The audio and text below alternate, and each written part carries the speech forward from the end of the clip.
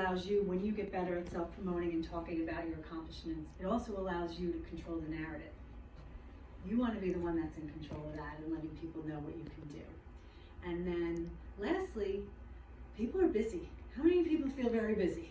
Yes. Okay, so bosses in organizations, potential clients, other people, people that might be able to promote you within a company, they're so busy focusing on their own things that they're not really thinking about what you can offer.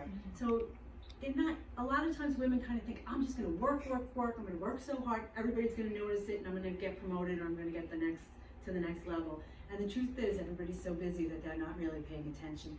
So you have to kind of break that cycle and figure out ways that you can get your point across for all the things that you're doing. And we're going to talk about some ways that you can do that. Does that make sense? Mm-hmm. Okay, somebody have a question? Okay. So the aim of this program is it's twofold. The first one is to improve our skills in this area. And originally this program was designed for women, and what they found is that it's also underrepresented groups that also suffer from this for some reason. So we have to kind of figure out ways to, just flex those muscles. And we're going to talk about how to do that. And then the second piece is to challenge the perception around self-promotion and what they call gender modesty norms.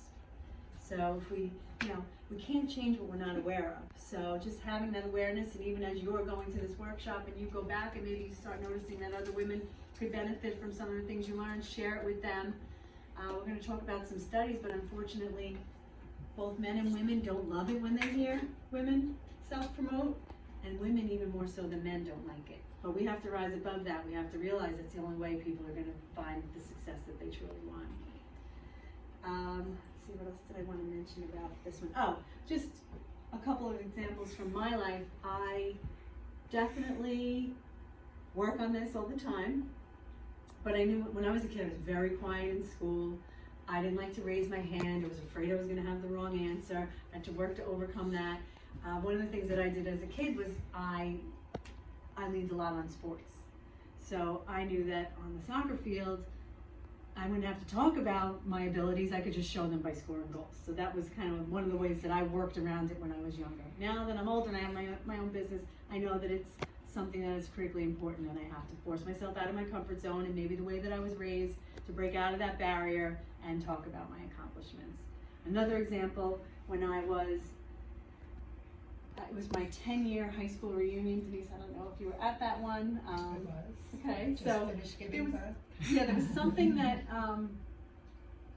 there was a sheet to talk about what your kind of what you accomplished in the 10 years. And I had some success early on in my career. I had gotten my master's degree from Cornell. I made vice president of my human resources department when I was 26 years old. But the only thing I wrote on the sheet was, I work in HR. And I remember kind of laughing with my friends that I really downplayed some of the things that I had accomplished. And it was good to at least have the recognition and to know that that was something that I needed to work on. Does anybody else have similar stories that they can think of?